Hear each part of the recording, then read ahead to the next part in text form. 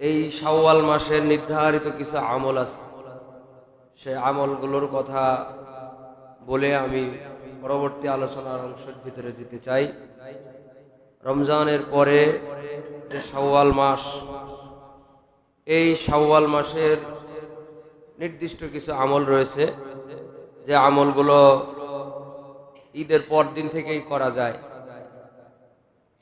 শাওয়াল মাসের 6টি রোজা আছে, এই 6টি রোজার বিশেষ ফজিলত রয়েছে। এই 6টি রোজা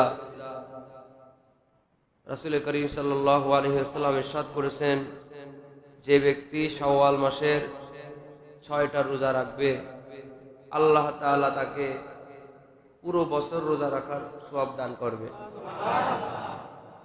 আমাদের তো সাধ্য নাই যে আমরা সারা বছর রোজা রাখবো, আমাদের দ্বারা অসম্ভব যে আমরা সারা বছর রোজা রাখবো।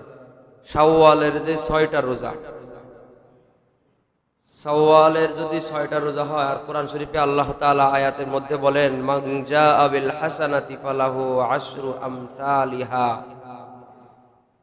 যে ব্যক্তি কোনো নেক কাজ করবে আল্লাহ তাকে সেটা 10 গুণ বৃদ্ধি করে সওয়াব দিবে। 10 গুণ যদি বৃদ্ধি হয় তাহলে 6টা রোজায় কত? 60 রোজা, ঠিক না? আর রমজানের 1 মাস হিসাব কিতাব করলে 360 দিনের একটা রোজার, এই যে রমজানের রোজা দিয়া 1 বছর, আর এই 6টা রোজা দিয়ে আরো 60 দিন, 360 দিন। তো বছর যদিও আমরা জানি যে 365 দিন, কিন্তু প্রতি বছর 365 দিনে হয় না। ওই যে কোনো মাস 28-এ, কোনো মাস 29-এ, কোনো মাস 31-এ, গড়ে 360 দিনই হয়। সেই হিসাবে রমজানের 1 মাস আর একটা রোজাকে 10 গুণ বানায়া, এটারে 60 বানায়া, তো গড়ে আল্লাহ তাআলা রমজানের রোজা আর শাওয়ালের রোজা মিলায়া আমাদেরকে 1 বছরের রোজার সওয়াব দিতে চান যারা শাওয়াল মাসের রোজা রাখবে।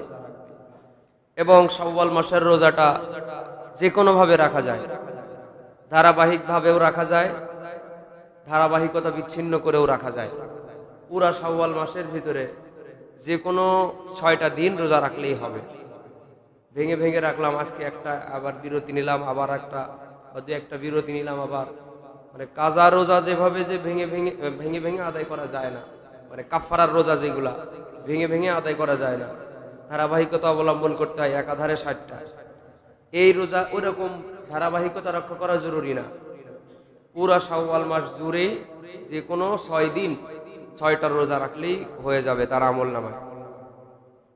আর শাওয়াল মাসে আমরা যেই রোজাটা রাখবো, এই রোজা দিয়ে আমরা এক্সট্রা কিছু সওয়াব নিতে পারি শাওয়ালের রোজা ছাড়াও। মুমিন চালাক হয়।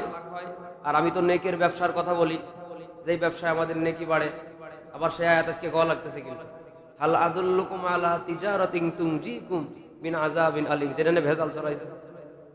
এই নেকের ব্যবসার কথা আমি বলেই যাব, যত ভেজালই ছড়ায়। তাই আমরা নেকের ব্যবসা করতে আসছি, ঠিক কিনা? আমরা তো নেক কোনটাই বাড়ে সেই ব্যবসা করব, সেটা আমাদের ব্যবসা। এই দুনিয়ার টাকা পয়সার ব্যবসা কয়দিন, মরে গেলে শেষ। টাকা পয়সা সব ভাগ বটারা করে নিয়ে যাবে। বাপের লাশ মানে খাটিয়ার মধ্যে রেখে জমি জায়গা নিয়ে অনশন শুরু হয়েছে।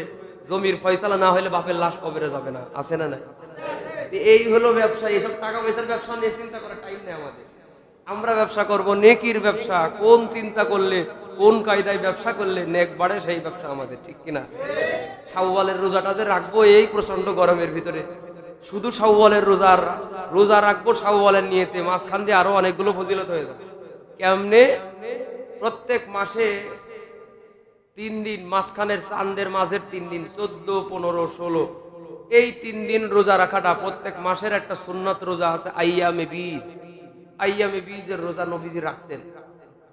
তা আমরা যদি এই মাসের মাঝখানের এই 3 দিন রোজা রাখি, তাহলে দেখা যায় শাওয়ালের রোজাও রাখলাম, আইয়ামে বীজের রোজাও রাখা হয়ে গেল। তাইলে উদ্দেশ্য ছিল শাওয়াল, কিন্তু রাখার টাইমটা যখন এই মাঝখানে 3 দিন ফেলায় নিছি, তখন আইয়ামে বীজের রোজাও হয়ে গেল, শাওয়ালের রোজাও হয়ে গেল। সুবহানাল্লাহ। ব্যবসা বুঝে ব্যবসা করা লাগে আর কি, তাই না? আবার এই রোজাটা যদি বৃহস্পতি সোমবার ফেলানো হয়, সোমবার, কথাটা বুঝেন, আইয়ামে মানে মাঝখানে 3 দিনে হবে, আবার সোমবারও ফালাবো, আবার শাওয়ালেরটাও হবে। তাইলে নবীজি আবার সাপ্তাহিক একটা রোজা রাখতেন, জন্মদিন পালন করতেন, জন্মদিনের রোজা রাখতেন, কেক কেটে হ্যাপি বার্থডে টু ইউ, ওই জন্মদিন না, নবীজির জন্মদিন হিসাবে উনি প্রত্যেক সপ্তাহে জন্মদিনের আমল করতেন। কি যে আল্লাহ আমাদেরকে সোমবারে দুনিয়ায় পাঠাইছে, আমি প্রত্যেক সোমবারে আল্লাহ যে আমাকে রাহমাতুল আলামিন করে আল্লাহ যে আমাকে দুনিয়ায় পাঠাইছে, এই দুনিয়ায় আগমনের দিনটা সোমবার, এই জন্মের শুকরিয়া আদায় হিসাবে প্রত্যেক সপ্তাহের সোমবারে নবী রোজা রাখতেন। এই জন্য অনেক আশিকের রাসূল, যারা কামে আশিকের রাসূল, নবীজিকে ভালোবাসে, তারাও জীবনের প্রতি সোমবারে রোজা রাখে, যে আমরা নবীর প্রেমে, নবীর সুন্নাত পালনের জন্য আমরা প্রত্যেক সোমবারে রোজা রাখি। আবার এই সুন্নাতকে ফলো করে অনেকে নিজের জন্মের যেই বার আছে, যেই বারে তার জন্ম, সেই বারেও সে রোজা রাখে, এটাও সুন্নাত পালন হবে। কিন্তু কেক কাটা কোনো সুন্নাত না, এটা আর এক ধর্মের কালচার। কিন্তু আমাদের দেশের অনেক টুপিওয়ালারাও কেক কেটে জন্মদিন পালন করে এখন, যেটা খুব দুঃখজনক ব্যাপার, অত্যন্ত দুঃখজনক ব্যাপার। আসলে কেক কেটে জন্মদিন পালন করা এটা হলো খ্রিস্টানের কালচার, এটা বিধর্মীদের কালচার, কোনো মুসলমানের কালচার না। কোন মুসলমান যদি কেক কেটে হ্যাপি বার্থডে টু পালন করে, তাহলে তার কালচার আর ইহুদি খ্রিস্টানের কালচারের মধ্যে কোনো পার্থক্য নাই। এ যতই হুজুরদের সাথে চলাফেরা করুক, ওই একটা কালচারের কারণে দেখা যাবে যে ইহুদিদের সঙ্গে তার হাসর হয়ে যাবে। এই জন্যে এটার মধ্যে কোনো ফজিলত নাই। যদি কারোর জন্মদিন পালন করতে মনে চায়, সে যেন সেই জন্মের প্রত্যেক সপ্তাহের নির্দিষ্ট দিনে সে রোজা রাখে, এটা একটা শিক্ষণীয় বিষয়। যাই হোক, আমরা যদি সোমবারে রোজা রাখি, আমাদের শাওয়ালের রোজাটার 6টার ভিতরে যদি সোমবারটা পড়ে যায়, তাহলে আমাদের শাওয়ালের রোজাও হলো, সাপ্তাহিক সুন্নাতের রোজাটাও হলো। আবার যদি মাসের এই 3 দিনের রোজাটা হয়ে যায়, তাহলে শাওয়ালেরটাও হলো, আইয়ামে বীজের রোজাও হলো। এই হলো ব্যবসা বুঝে ব্যবসা করা। আল্লাহ আমাদের তৌফিক দান করেন, বলে না আমিন। মান জাআ বিল হাসানাতি ফালাহু আশরু আমসালিহা ওয়া মান জাআ বিস সাইয়্যাতি ফালা ইউজজা ইল্লা মিথলাহা ওয়া হুম লা ইউযলামুন। যে ব্যক্তি একটা নেক আমল আল্লাহর কাছে নিয়ে আসবে, আল্লাহ তাআলা নেক আমল করলে বেশি খুশি হন। আল্লাহ তাআলা যারা ওমান জাআ বিস সাইয়্যাতি ফালা ইউজজা ইল্লা মিথলাহা, যারা মন্দ কাজ নিয়ে আসবে, গুনার কাজ নিয়ে আসবে, যারা গুনার কাজ নিয়ে আসবে তারা বেশি কিছু পাবে না, যতটুকু করছে ততটুকুই পাবে। আর যারা নেক আমল করছে তারা 10 গুণ বেশি পাবে। সুবহানাল্লাহ। যারা মন্দটা নিয়ে আসছে তারা যতটুকু করছে অতটুকুই পাবে, আর যারা নেক নিয়ে আসছে তারা 10 গুণ পাবে। আল্লাহ কত দয়ার সাগর। আল্লাহ যদি বলতেন যে ব্যক্তি নেক নিয়ে আসছে সে যেমন 10 গুণ পাবে, গুনাহ যে নিয়ে আসছে সেও 10 গুণ পাবে, তাহলে চিন্তা করেন আমাদের অবস্থাটা কি হইতো। আল্লাহ যদি বলতো যারা নেক নিয়ে আসছে তাদের যেহেতু 10 গুণ দিতেছি, তাহলে গুনাহ যারা নিয়ে আসবে তাদেরও 10 গুণ দেব, শাস্তিটাও 10 গুণ দেব। কিন্তু আল্লাহ সেটা করেন নাই, কারণ তিনি হলেন রহিম। আমরা বলি বিসমিল্লাহির রহমানির রহিম। আল্লাহ হলেন দয়ার সাগর, আল্লাহ হলেন ইহসানকারী, আল্লাহ হলেন আহসিন কামা আহসানাল্লাহু ইলাইক। আল্লাহ তাআলা এমন ইহসানকারী, আল্লাহ তাআলা মানুষের উপরে ইহসান করেন। এজন্য যতটুকু শাস্তি পাওয়া দরকার কমায় কমায় আল্লাহ যতটুকু না দিলেই নয় অতটুকুই শাস্তি আল্লাহ দেন। এর নাম হলো রহমান রহিম। সুবহানাল্লাহ। এজন্য রমজান মাসের পরে যে শাওয়ালের 6টা রোজা আছে, আমরা রোজা রাখার চেষ্টা করব। আল্লাহ তৌফিক দান করেন, বলেন আমিন। রমজানের পরের যে রোজাটা প্রত্যেক মাসে যদি রোজা রাখি, তাহলে আমাদের শরীরটা সুস্থ থাকবে। সুস্থতার জন্য রোজা রাখার দরকার। প্রত্যেক মাসে যেই ব্যক্তি 3টা আইয়ামে বীজের রোজা রাখবে, আল্লাহ তাআলা তার শারীরিক এবং পরলৌকিক অনেকগুলো উপকার নিহিত রেখেছেন। প্রথম শারীরিক উপকার, রমজানের শারীরিক উপকারিতাগুলো নিয়ে আমরা রমজানে বিশদ আলোচনা করেছি। আর এখন আমরা যেহেতু রমজান পার করে আসছি, রোজার কয়েকটা উপকারিতা নিয়ে আমরা কথা বলবো। যে ব্যক্তি রোজা রাখে তার প্রথম উপকারিতা হলো সে নিজের সংযমের অভিজ্ঞতা হয়, কন্ট্রোলিং পাওয়ার তার ভেতরে তৈরি হয়, সংযম করার একটা পাওয়ার তার ভেতরে তৈরি হয়। গুনাহ আমি চোখ দিয়ে দেখছি, কিন্তু গুনাহ আমার মন চাইছে কিন্তু আমি করব না। এই ট্রেনিং রমজান আমাদেরকে দিয়ে গেছে। রমজান মাসে আমরা ভাবতাম যে রোজা আছি, আমি রোজার সম্মানে গুনাহ করব না।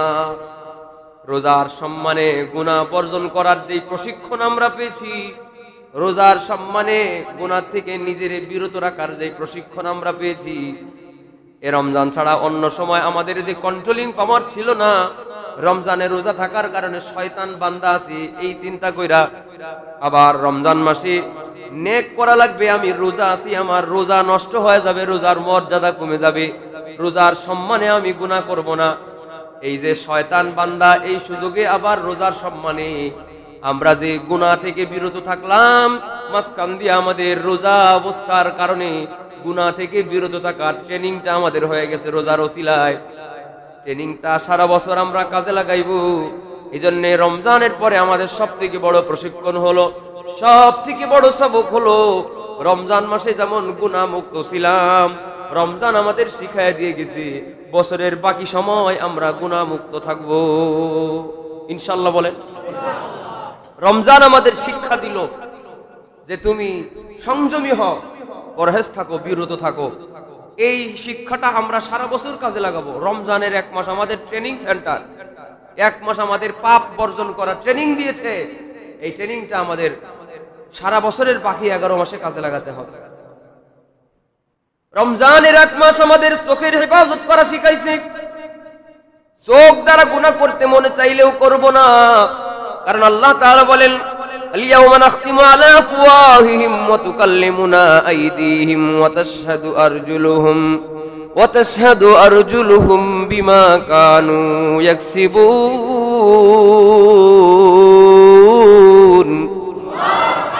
دست گوید من چنی دزدیدم دست گوید من چنی دزدیدم لب گوید من چنی بوسیدم। কিয়ামতের ময়দানে আমাদের অঙ্গ প্রত্যঙ্গের জবান খুলে যাবে। এখন তো আমরা শুধু মুখ দিয়ে কথা বলি, কিয়ামতের ময়দানে সমস্ত অঙ্গ প্রত্যঙ্গ আল্লাহর সাথে কথা বলে তোমার বিরুদ্ধে আল্লাহর কাছে সাক্ষী প্রদান করবি। আল-ইয়াওমা নাখতিমু আলা আফওয়াহিহিম ওয়া তুকাল্লিমুনা আইদিহিম। তুকাল্লিমু মানে কথা বলা, আইদুন মানে হাত, 2টা হাতের জবান খুলে যাবে। এই 2টা হাত আল্লাহর কাছে সাক্ষী দিয়া বলবে, আল্লাহ এই হাত দিয়ে এই লোকটা চুরি করছিল। মুখ তোমার বন্ধ করে দেওয়া হবে। এই 2টা হাত আল্লাহর কাছে চিৎকার করে বলবে, আল্লাহ আমি হাতকে তুমি এই লোকের শরীরের মধ্যে ফিট করে দিয়েছিলে, এই লোকটা এই হাত দিয়ে চুরি করছিল। সব ফাঁস হয়ে যাবে। গোপনে গোপনে চুরি করছো আর মনে করছো কেউ জানে না, এই হাতই তোমার বিরুদ্ধে আল্লাহর কাছে সাক্ষী প্রদান করে দিবি। ওয়া তুকাল্লিমুনা আইদিহিম ওয়া তাশহাদু আরজুলুহুম। তোমার পাও 2টা সেদিন কথা বলবে, তোমার পাও 2টার জবান খুলে যাবে।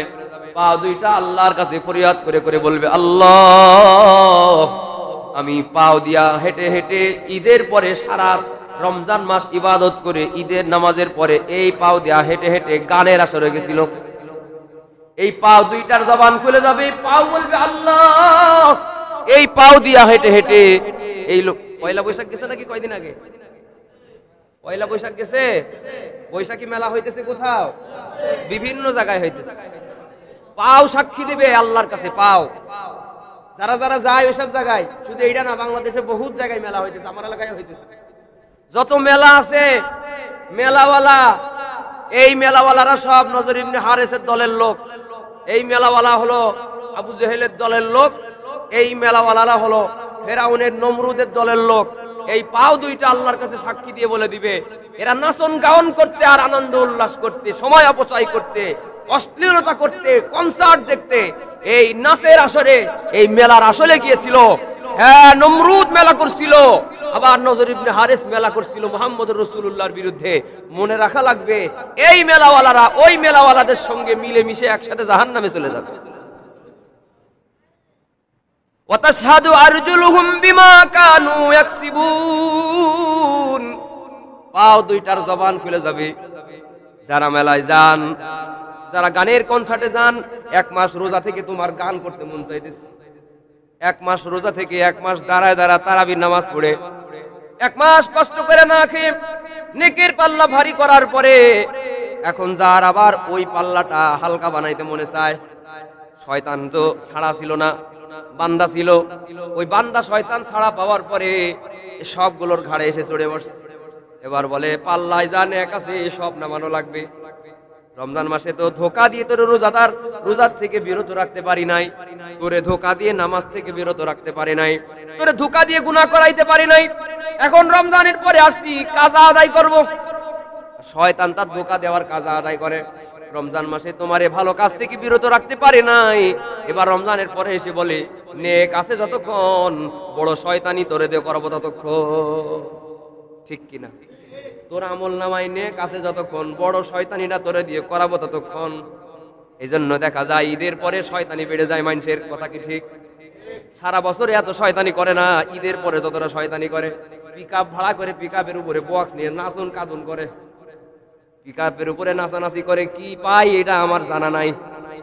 এই যে পিকআপ ভাড়া করে যায়, মসজিদে একটা মুসল্লি, বুড়ো মুসল্লিও যদি দাঁড়ায় থাকে, তারে দেখে ওরা টিটকিরি করে। রাস্তা দিয়ে যখন ওই নাচনওয়ালারা যায়, যারেই দেখে তারে দেখে একটু মুখ ভেঙসি দেয়, চোখ ভেঙসি দেয়। কথা কি ঠিক? কি একটা অবস্থা! আমাদেরও ছাড়ে না তো। রাস্তাঘাটে দাঁড়ায় আছি, পাশ দিয়ে পিকআপে যাইতেছে, ও নাচতেছে, ওর মতো নাচতেছে, এই যে করতেছে, কি হয় ও দিয়ে আমার মনে ধরে না। কি হইলো এটা দিয়ে? এরম এরম করতেছে, ওর মিরকে বাইরামে ধরে না কি আল্লাহ জানে। এরকম করবে। আর রাস্তায় যত লোক আসবে, যার সাথে চোখে চোখ পড়বে, তার দিকে একটু হলেও চোখ মুখ বেকানি দেবেই দেবে।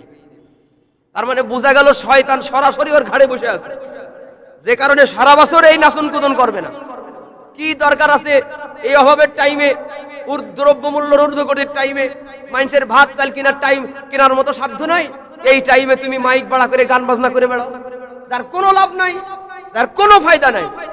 এই টাইমেও, এত অভাবের টাইমেও, এই প্রচন্ড গরমের মধ্যে আমরা ব্যক্তিগত প্রয়োজনীয় কাজগুলো করতে পারতেছি না। এই প্রচন্ড গরমে কপাল এমন পোড়া পড়ছে ওর যে আমরা প্রয়োজনীয় কাজগুলো করতে পারতেছি না। ও গরমের ভিতরে নাচন কুদন করে বেড়ায়।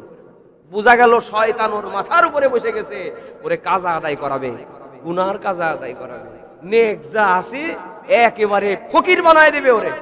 রমজানের আগে যেমন ফকির ছিল, মানে নেক নাই, রমজানের পরে এরকম ফতুর বানায় দিবে ওরে। একটা নেক আমল তার আমল নামায় থাকবে না। যতক্ষণ পর্যন্ত এই নেক আমলগুলো তার মাথার থেকে না নামবে, ততক্ষণ পর্যন্ত শয়তান তার পেছনে ধোঁকা দিতেই থাকে। আমাদের হাত আমাদের বিরুদ্ধে সাক্ষী দিবে, আমাদের পাও আমাদের বিরুদ্ধে সাক্ষী দিবে। এই জন্য আসেন আমরা রমজানের পরের এই সময়টা ইবাদতের মধ্যে কাজে লাগাই। বছরের সারা বছর নেক, রমজানে যেমন নেক আমলে কাটাইছিলাম, রমজানের শিক্ষাটারে কাজে লাগায়া সারা বছর আমরা যেন ইবাদতের মধ্যে কাজে লাগাই। আল্লাহ আমাদের তৌফিক দান করেন, বলেন আমিন। এখন হলো প্রচন্ড গরমের সময়, উত্তপ্ত পৃথিবী, এত উত্তপ্ত যেই উত্তপ্ততা সারা বছরে নাই। এই গরমের কথা কোরআন হাদিসের ভিতরে আছে। সূরা কুরাইশের নাম শুনছেন? লিলাফি কুরাইশ ইলাফিহিম রিহলাতাস সিতাই ওয়াস সাইফ। এই যে শীতা মানে শীতকাল, শীতা মানে কি? শীতকাল। আর ওয়াস সাইফ মানে গরমকাল। ইলাফিহিম রিহলাতাস সিতাই ওয়াস সাইফ। সাইফ মানে হলো গরমকাল, প্রচন্ড গরমকাল। যখন এখন যেমন বেশি গরম, শীতের সময় একটা সময় ছিল খুব বেশি শীত, মনে আছে? খুব, হ্যাঁ, প্রচন্ড শীতের সময়, যখন একেবারে সারা বছরের সব থেকে বেশি শীত পড়ে, ওই সময় আমি একটা হাদিস বলছিলাম, আপনাদের মনে আছে কিনা আমার জানা নাই, ওইটা আবার রিপিট করব। জাহান্নাম গরমও হয় ঠান্ডাও হয়, ঠিক না? ঠান্ডা জাহান্নামের নাম হলো জামহারি, এটা হলো ঠান্ডা জাহান্নাম। আর গরম জাহান্নামের নাম বহুত আছে। এই জন্য আমরা যে গরমের সময় আল্লাহ তাআলা মূলত জাহান্নাম, আল্লাহর কাছে প্রচন্ড ক্ষুধার কারণে আল্লাহর কাছে খাবার চাইতেছিল, খাবার। মনে আছে তো? জাহান্নাম আল্লাহর কাছে বলছিল, আল্লাহ এমন উত্তপ্ত, আমি তো নিজেরে খেয়ে ফেলতেছি। উদাহরণ স্বরূপ বলেছিলাম, আগুন জ্বলে কড়াইয়ের নিচে, কড়াইয়ের উপরে যদি তেল না দেওয়া হয় বা কোনো রান্নার কিছু না দেওয়া হয়, তাহলে আগুন কোথায় চলে আসে? কড়াইয়ের ভিতরেই আগুন চলে আসে। কড়াইয়ের ভিতরে তার মেজের কাঠি দিয়ে খড়ি দিয়ে আপনি ধরান নাই, আগুন জ্বলতেছে নিচে, এই নিচের আগুন উপরে চলে আসবে, কড়াইটা পুড়ে খেয়ে আগুনে খেয়ে ফেলবে, পুড়ায় কয়লা বানায় দিবে। জাহান্নামকে আল্লাহ তাআলা তো জাহান্নামীদের জন্য উত্তপ্ত করতেছেন। কিয়ামতের ময়দানে ফয়সালা হবে, এরপরে জাহান্নামীদেরকে জাহান্নামের মধ্যে পোড়ানো হবে। কিন্তু জাহান্নাম এখন জ্বালায়া এমন কালো, এমন উত্তপ্ত বানানো দেওয়া হয়েছে। জাহান্নাম আল্লাহর কাছে বলছে, আল্লাহ কবে আমার খোরাক দিবেন, কবে জাহান্নামীদেরকে আমার খোরাক হিসাবে দিবেন, সেই দিন আমি ওদেরকে পুড়াইয়া আমি আমার ক্ষুধা নিবারণ করব। সেই পর্যন্ত তো আমার সহ্য হয় না, আমার উত্তপ্ততা এত বেশি, আমি জাহান্নাম নিজে খেয়ে ফেলি, জাহান্নামের দেওয়াল খেয়ে ফেলতেছি, ফ্লোর খেয়ে ফেলতেছি, সিলিং খেয়ে ফেলতেছি, নিজে পোড়ায় ফেলতেছি। আপনি একটা নিঃশ্বাস ছাড়ার সুযোগ দিন, নাইলে আমার ভিতরে কিছু জাহান্নামী পাঠান। তা আল্লাহ তাআলা গরম জাহান্নাম যেটা, এটারে বছরে একবার নিঃশ্বাস ছাড়ার একটা ফুরসত তাকে দেন। জাহান্নাম যে সময় নিঃশ্বাস ছাড়ে, একবার বছরে একটা নিঃশ্বাস ছাড়বে। গরম জাহান্নাম একবার নিঃশ্বাস ছাড়বে, ফালাইসা লাহুল ইয়াউমা হাহুনা হামিম ওয়ালা তুআমুন ইল্লা মিন গিসলিন। একবার বছরে জাহান্নাম নিঃশ্বাস ছাড়ে। সেই গরম জাহান্নামের গরম নিঃশ্বাসের সময়টাতে এই বৈশাখ মাসে এসে আমরা এমন উত্তপ্ত একটা আগুন পাইতেছি, কিছুই দেখেন নাই গরমের, এখনো তো 2 মাস বাকি সামনে। আবহাওয়াবিদদের যে বার্তা, সেটা অনুযায়ী যদি অনুমান করেও আমরা বিশ্বাস করি, এলে এখনো গরমের কিছুই আমরা দেখি নাই। যশোরে তো কেবল 40 ডিগ্রি সেলসিয়াসে গরম আছে। আপনারা আরো নিচে নামার জন্য রেডি থাকেন, আরো গরম বেশি হওয়ার জন্য রেডি থাকেন। 45 পর্যন্ত চলে যাওয়ার সম্ভাবনা আছে। এখন তো ফ্যানের বাতাসে নিচে বসে আছি আমরা, নিচতলায় বলে কষ্ট কম হইতেছে, 3 তলায় জ্বালাটা টের পাইতেছে। যার বাড়ি টপ ফ্লোরে আছে সে জানে রাত 12টার সময়ও ফ্যান দিয়ে গরম বাতাস বের হয়। এই হলো অবস্থা। টিনের বাড়ি যার, তারও কষ্ট হয়। ঘর বাড়ি ছেলে উঠানে পাটি পেড়ে শুয়ে থাকা লাগে। কিছুই না, এখনো সময় সামনে বাকি আছে। এরপরে এমন গরম হবে, গায়ে কাপড় রাখা কষ্ট হয়ে যাবে। ঘর ছেড়ে মানুষ সব দেউলিয়া হয়ে বাগান আগানে চলে যাবে, নদী পুকুরের কান্দায় চলে যাবে, শান্তি বলতে কিছু থাকবে না। এই গরম এখনো সামনে পড়ে আছে। শীতের সময় যেমন বেশি শীত, ঘরের জানালা দরজা সব বন্ধ করে দিলেও শীত মানায় না, গরমের সময় আবার বেশি গরম, ঘরের সমস্ত জানালা দরজা খুলে ফ্যান চালায় দিলেও শীতে মানায় না।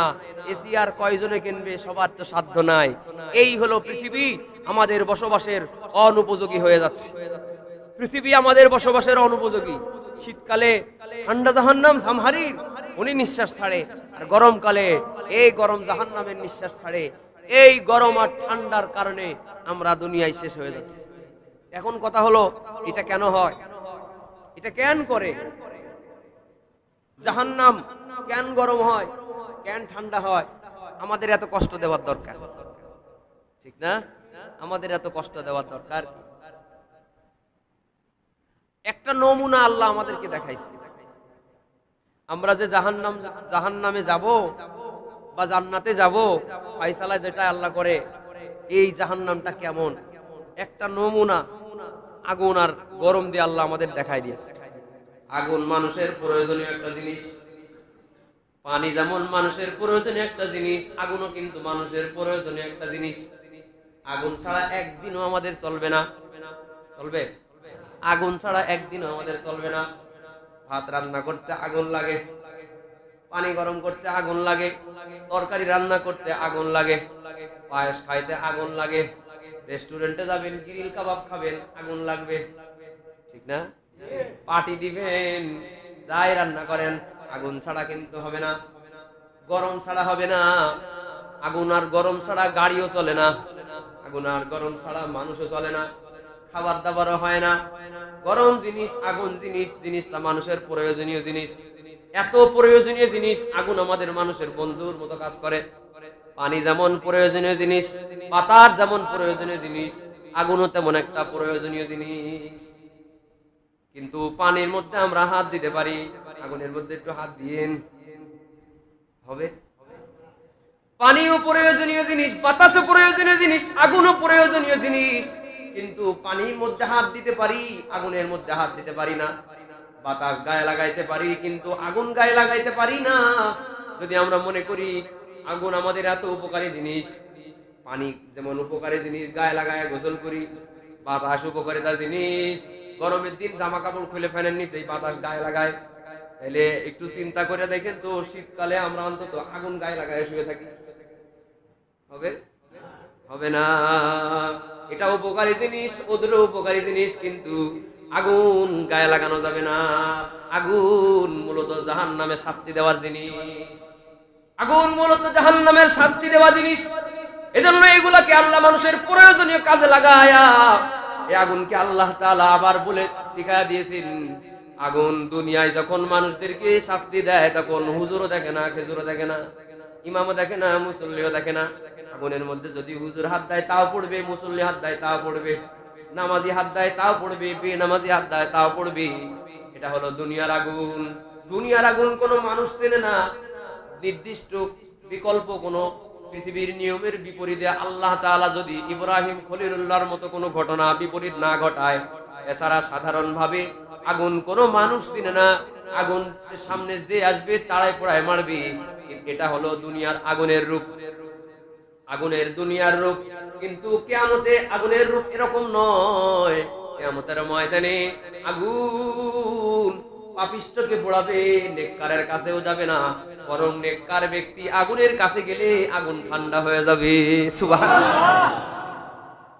কিয়ামতের ময়দানে নেককার ব্যক্তি যদি আগুনের কাছে যায়, আগুন আল্লাহর কাছে ফরিয়াদ করে কান্দে আর বলে, আল্লাহ এই লোকটা আমার দিকে আসে কেন? এই লোকটা কি পথ ভুলে আমার দিকে আসে নাকি? এই নেককার মানুষ আমার দিকে কেন আসি? তাড়াতাড়ি পথ পরিবর্তন করিয়া নেককার ব্যক্তিকে আরেক পথে পাঠায় দেন।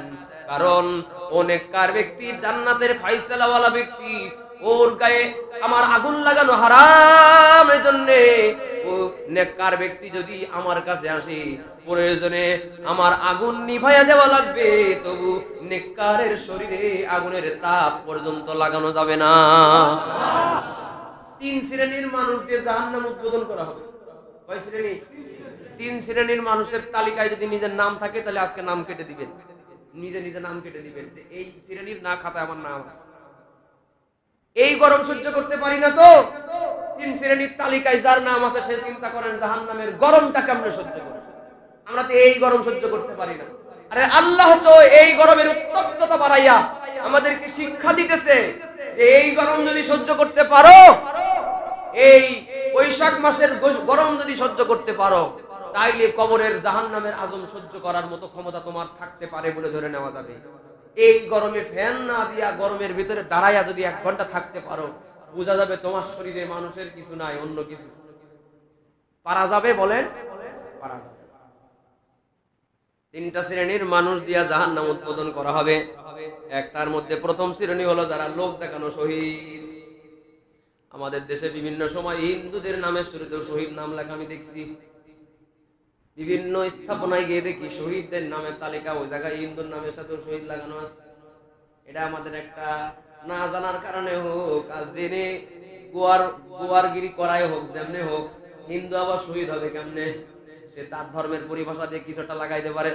তো শহীদ হবে মুসলমান, কিন্তু আবার এমন বহুত শহীদ আছে যারা লোক দেখানোর কারণে শহীদ হইছে, যারা রাজনৈতিক কারণে শহীদ হইছে। মরে গেলে মানুষ শহীদ বলবে, যুদ্ধ করতে গেলে মানুষ শহীদ বলবে, এই লৌকিকতা ছিল। এই জন্য কিয়ামতের ময়দানে এরে আল্লাহ শহীদের মর্যাদা দিবে না। এরে আল্লাহ বলবেন, তুমি লোক দেখানোর উদ্দেশ্য শহীদ হয়েছিলে, যাও তোমার দিয়ে জাহান্নাম উদ্বোধন করা হবে। যে জন্য তুমি শহীদ হয়েছিলে সেই লোক দেখানোর উদ্দেশ্য তোমার হাসিল হয়ে গেছে, এখন যাও তুমি জাহান্নামের মধ্যে চলে যাও। তিনটা শ্রেণীর মানুষ দিয়ে জাহান্নাম উদ্বোধন করা হবে। এর মধ্যে প্রথম শ্রেণী লোক দেখানো শহীদ, দ্বিতীয় শ্রেণী হলো লোক দেখানো আর নাম কামানোর উদ্দেশ্যে যারা দান করে। যারা লোক দেখানোর জন্য দান করে, নাম কামানোর জন্য দান করে, দান করার পরে যদি কেউ মনে করে আমার নামটা মানুষে দানবীর বলল না, নাম বলার সময় দানবীর বলল না কা। এদেশের মধ্যে বহু জায়গায় পোস্টারের মধ্যে নাম লাগে, লোকের নামের শুরুতে আবার দানবীর আছে না, নামের শুরুতে বা শেষে লাগে বিশিষ্ট দানবীর। তাহলে আমার নামে লাগানোর দরকার বিশিষ্ট নামাজি, ঠিক না? আমার নামে লাগানোর দরকার না। আপনাদের যারা নামাজ পড়েন সবাই নামে লাগানোর দরকার বিশিষ্ট নামাজি, কারণ আমরা তো প্রত্যেকদিন নামাজ পড়ি। তুমি বছরে 1-2 বার দান করে তোমার নাম যদি ডিগ্রি হয়ে যায় তুমি দানবী, তাইলে আমার নাম তো নামাজি, আমরা তো 5 ওয়াক্ত নামাজ পড়ি, আমাদের নামে আরো বড় করে লেখার দরকার যে বিশিষ্ট নামাজি, ঠিক না?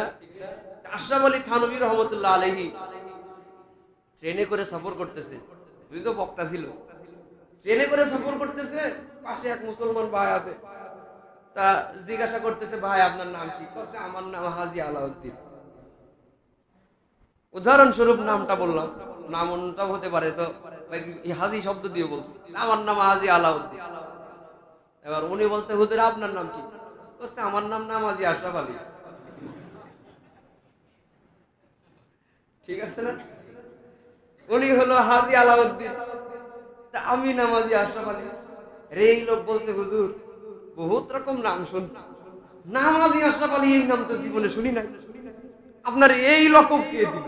কয় আমার লকব আমি দিছি, কেবল দিছি, এই প্রথম দিলাম, কেবল আবিষ্কার করছি।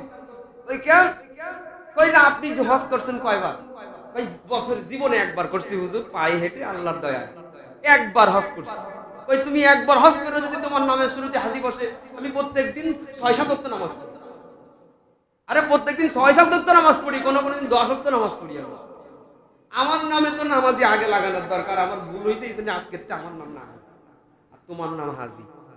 এই লোক তো বুঝে ফেলছে যে দিতেছে কারে, এ লোকের তো বোঝা সারা যে ইনডাইরেক্টলি আমার এই পানিশমেন্ট দিতেছে। এই লোক তখন বললে হুজুর আসলে ভুল হয়েছে, হাজি নাম আমি আর আজকের থেকে কান ধরছি, জীবনে আর কোনোদিন হাজি লাগাবো না। আমরা যারা হজ করছি বলেন, আমরা হজ করছি কি ওই লকবের জন্য না আল্লাহর জন্য? তাইলে নিয়ত করেন যারা হজ করেছেন তারাও হাজি লাগাবেন না, আর আগামীতে যারা হজ করার নিয়ত আছে হজ করার আগে এই নিয়ত করে যাবেন যে আমি নামের শেষে কেউ যদি আলহাজ লাগায় তার পানিশমেন্ট হবে, পানিশমেন্ট হবে। আমার আব্বার একদিন বয়ান করতেছে, একজন ঘোষক বলেছে আলহাজ ডাক্তার মাওলানা মোহাম্মদ আলী, ওয়াজ বাদ দিতে করতে তুই আলহাজ কইলি কেন? ওয়াজ শুরু করার আগে বললে যে তুই আমার আলহাজ কইলি কেন? আমি লাখ টাকা খরচ করে আসছি তোমার নাম কামানোর জন্য নাকি? আমার মানুষ জানারও তো দরকার নাই, আমি বেনিফিট পাবো জায়গা মতো, নাম কামানোর দরকার নাই। বহুত ওলামায়ে কেরাম বুজুর্গানের দিনের দেখছি নামের শুরুতে আলহাজ বললেই কই ওয়াজ আজকে বন্ধ, আজকে নামের শুরুতে আলহাজ লাগাইলি কেন? এইটা নিয়ে ওয়াজ। কত লৌকিকতা মুক্ত ইবাদত। এজন্য আমাদের সমাজে যারা দান কইরা আমরা দানের ক্রেডিট নেওয়ার চেষ্টা করি যে আমার, আচ্ছা ভাই আপনি দান করছেন আল্লাহর জন্য, আল্লাহ কি দেখছে? আল্লাহ দেখে নাই? মেম্বার সাহেব এরকম করলেন কেন? আপনি যে আল্লাহর জন্য দান করছেন আল্লাহ কি দেখছে? তাহলে আমি হুজুর এখানে তার নাম যদি উল্লেখ নাও করি তাহলে কি আল্লাহ তার দান কবুল করবে না? করবে। এই জন্য এই ভুল আমাদের মাঝে থাকা যাবে না। দান করছি আমরা আল্লাহর জন্য, যখনই দান করছি তখনই আল্লাহ আমাকে বেনিফিট দিবে। আবার কিছু লোক আছে দান করে ঠিক আছে, কিন্তু নিজের কথা নিজেই সারা বছর বলে, আছে না? মানে কয়শো বছর আগে তার বাপে মসজিদে একটু জায়গা দিছিল, তার 3 পুরুষ পর্যন্ত এখনো পর্যন্ত প্রত্যেক দিন 2-1 বার মানুষের সামনে বলে আমার বাপে কিন্তু মসজিদে জায়গা দিছিল। আছে কি? করা যাবে না, সব নষ্ট হয়ে যাবে, জীবনেও বলবেন না কোনোদিন। যাদের বাপ দাদা এই মসজিদে দান করছে, যেহেতু আমরা এই মসজিদের লোক, এটা দিয়ে উদাহরণ দিলাম, অন্য মসজিদের লোক তার নেই। যার বাপ দাদা এই মসজিদে 1 টাকা হলেও দান করছিল, একটা ইট হলেও দান করছিল, একটা ছাদ দিছিল, একটা রড দিছিল, একটা ফ্যান দিছিল, একটা লাইট দিছিল, যাই হোক দিছে, জীবনেও কারো সাথে আর কোনোদিন বলবেন না যে আমার বাবাই আমার দাদাই বা আমি এই মসজিদে অমুক জিনিস দিছিলাম। ইনশাআল্লাহ বলেন। আর জীবনেও বলবো না, এটা বলা আমার দায়িত্ব, এই জন্য আমি আপনাদের বলতেছি। কষ্ট নেবেন না, কেউ পার্সোনালিও নেবেন না। এটা জাহান্নাম 3টা শ্রেণীর লোকের উদ্বোধন করা হবে, এটা স্টাডি করে আসছি। এই 3টা শ্রেণীর দ্বিতীয় শ্রেণী হলো যারা দান করে সেটা আবার মানুষের সামনে উল্লেখ করে এবং দান করে সেটা আবার ক্রেডিট নেওয়ার চেষ্টা করে, দানবীর ক্রেডিট নেওয়ার চেষ্টা করে। দান গল্পের জিনিস না, দান করারই দরকার ছিল না যদি আপনি গল্প করেন, কারণ দান করে সোয়াবই পাইলেন না। যে সোয়াব পাইলেন গল্প দিয়ে আর অহংকার করে, সে সোয়াব আপনি আবার মাইনাস করে নিয়েছেন। তাহলে আপনার মাঝখানে টাকাগুলো ফাও দিতে হইল, আপনি তো সোয়াবই পাইলেন না। দান করব যতদূর সম্ভব গোপনে, গোপনে দান করব, আর যেটা প্রকাশ্যে দান করার বিষয় প্রকাশ্যে করব, কিন্তু এটা নিয়ে আর বেশি উল্লেখ করা যাবে না, বেশি নিজে নিজেই আবার গল্প করা যাবে না, ক্রেডিট নেওয়া যাবে না, অহংকার নেওয়া যাবে না। আল্লাহ আমাদের আমলের তৌফিক দান। এটা হলো দ্বিতীয় শ্রেণী, যাদেরকে দিয়ে জাহান্নাম উদ্বোধন করা হবে। তৃতীয় শ্রেণী হলো ওই আলেম, তৃতীয় শ্রেণী হলো ওই আলেম যে আলেম লোক দেখানোর উদ্দেশ্যে ওয়াজ করেছে, লোক দেখানোর উদ্দেশ্যে কথা বলেছে, হক কথা বলে নাই। যে হক কথা বললে তার প্রতি মানুষের ভালোবাসা নষ্ট হয়ে যাবে, জনপ্রিয়তা নষ্ট হয়ে যাবে, ওই কথা বলে নাই। যেমন আমি 2-3টা কথা বলছি, আমাদের অনেকের জীবনের সাথে মিল থাকতে পারে। এই কথাগুলো বলার সময় যদি আমি মনে করতাম আমি কথা বললে আমার অমুক মুসল্লি কষ্ট পাবে, তাহলে এটা আমার বলার দরকার নাই। এই কথা যদি আমি বলতাম তাহলে জাহান্নাম আমার এদের উদ্বোধন করা হইতো, আগুনের কেসি দিয়ে আমার জিহ্বাটা কেটে দেওয়া হবে। এই জন্য আপনাদের সভাপতি সেক্রেটারি কমিটির লোক আমার পূর্ণাঙ্গ স্বাধীনতা দিয়ে বলে দিয়েছে, আপনি কোরআন হাদিসের আলোকে যেটা হক কথা বলেই যাবেন, কোনো বাধা নাই। এই কথা আমার প্রতি যতদিন আমি আছি ততদিন হক কথা বলতে হবে, কারণ এই চাকরির থেকে বড় চাকরি হলো ওরাসাতুল আম্বিয়ার চাকরি। এই চাকরি বাঁচাইতে গিয়ে ওই চাকরি হারাইবো না, ওই চাকরি হারাইলে আগুনের কেসে দিয়ে আমার জিহ্বা কাটা হবে। এবং জাহান্নাম কিয়ামতের ময়দানে যে 3টা শ্রেণীকে উদ্বোধন করা হবে, তার মধ্যে আমি হুজুর হয়ে যাব আরেকজন। আমাদের দেশে কিছু হুজুর, মানে এখন তো সচেতনতার যুগ, গীবত শিকায়েত আমি আলোচনায় করি না, আপনারা জানেন। কিছু আলোচক মানে কোন হুজুরদেরকে দিয়ে, কোন আলেমদেরকে দিয়ে জাহান্নাম উদ্বোধন করা হবে। কিছু হুজুরের ওয়াজ হয় টিকটকের খোরাক, কিছু হুজুরের ওয়াজ হয় টিকটকার অথবা গার্লফ্রেন্ড বয়ফ্রেন্ড তারা যে প্রেম করে, সেখানে টিকটকের একটা স্লাইড বলবে উনি এইগুলা গবেষণা করে যায়। এবং উনার কথাগুলো থাকে নায়কদের স্টাইল, এবং কথাগুলো থাকে প্রেমে শেখা খাওয়া মানুষের স্টাইল, কথাগুলো থাকে গার্লফ্রেন্ড চয়েস করবে কেমনে, ওয়াজ করতেছে তার বক্তব্য থাকে বিয়ের আগে তার সম্পর্কে জানো, তার সঙ্গে মিশো, তার সঙ্গে কথা বলো, তোমার মন যদি সায় দেয় তারপরে তুমি তারে বিয়ে করো। এ হলো ওয়াজের কথা, এগুলো ওয়াজের কথা। এগুলো তো সিনেমার নায়ক নায়িকাদের কথা, এটা ইসলামের কথা না, ঠিক কিনা বলেন? সিনেমার নায়ক নায়িকাদের কথা, যে তুমি তার সঙ্গে মিশো, তার সম্পর্কে জানো, তোমার মন যদি সায় দেয়, যতদিন তোমার মন সায় না দেয় ততদিন তার সঙ্গে তুমি চালায়া যাও, মন সায় দিবে তারপরে। এরকম ওয়াজ করা বক্তা আছে না? জাহান্নাম উদ্বোধন করা হবে কাদের দিয়া? এই হলো কোয়ালিটি। অথচ ওয়াজ হবে আমলের পরিবর্তনে, ওয়াজ হবে দিল পরিবর্তনে, ওয়াজ হবে দিন শিখা, ওয়াজ হবে জান্নাতি হওয়া। কিন্তু ওয়াজও আজকাল হয়ে যাইতেছে প্রেম রিলেটেড ওয়াজও আজকাল। এরা অনেকে আবার স্টেজে ওয়াজ করে না। এই মসজিদের ভিতরে যখন কোনো লোক থাকবে না, তখন 2-4টা ক্যামেরা নিয়ে আসবে, নিয়ে এসে লোকবিহীন 2-4টা ক্যামেরা ভাড়া করে এইবারে করে ফুসফাস করে ইংলিশ ঝাড়বে। এইটাই আবার ইউটিউবে ফেসবুকে ভাইরাল করে দেবে, বুস্ট করে দেবে, $100 মেরে দেবে, বুস্ট হয়ে যাবে, সারা দেশের মানুষ দেখবে ওমো হুজুর এক বিরাট ওয়াজ করেছে। যুবকদের টিকটক দেওয়ার বিরাট একটা ব্যাকগ্রাউন্ড মিউজিক, কথায় মিউজিকের জায়গায় হয়ে যাবে। এই হলো জাহান্নাম উদ্বোধন করা হয়েছে। আল্লাহ তাআলা আমাদের এই 3 শ্রেণীর অন্তর্ভুক্ত না করুক, আমিন বলেন। ফালাইসা লাহুল ইয়াওমা হুনা হামিম ওয়ালা তুআমুন ইল্লা মিন গিসলিন। জাহান্নাম হবে উত্তপ্ত জাহান্নাম, উত্তপ্ত জাহান্নামের আগুনের মধ্যে আমাদেরকে ছেড়ে দেওয়া হবে। হা হুনা হামিম, গরম পানি তোমাদেরকে খাওয়ানো হবে। ওয়ালা তুআমুন ইল্লা মিন গিসলিন, রক্ত পুষ ছাড়া কোনো কিছু খাইতে দেওয়া হবে না। প্রচন্ড জাহান্নামের আগুনের মধ্যে যখন ফেলে দেওয়া হবে, আমলনামাগুলো যখন হাতের মধ্যে দেওয়া হবে, এবার জাহান্নামী মানুষেরা চিৎকার করে করে বলবে, মালি হাযাল কিতাব, মালি হাযাল কিতাব লা ইউগাদিরু সগীরা ওয়ালা কাবীরাতান ইল্লা আহসাহা ওয়া ওয়াজাদু মা আমিলু হাদিরা ওয়ালা ইয়াযলিমু রাব্বুকা আহাদা। জাহান্নামী মানুষেরা জাহান্নামের মধ্যে যাবে আর হাউমাউ করে কাঁদবে আর বলবে, এটা আবার কেমন জাহান্নাম, মালি হাযাল কিতাব, এটা আবার কেমন আমলনামা, এটা কেমন আমলনামা, লা ইউগাদিরু সগীরা, একটা ছোট গুনাহ পর্যন্ত যেটার মধ্যে লেখা হয়ে গেছে, ওয়ালা কাবীরা, একটা বড় গুনাহ পর্যন্ত, সেটাও এই আমলনামার মধ্যে লেখা আছে। এমনও তো হয় নাই যে ওরা লিখতেছে, লিখতে লিখতে মনে করতেছে এই লোক সব বড় বড় গুনাহ করে, তাহলে ছোট একটা গুনাহ লিখবো না, এমনও হয় নাই।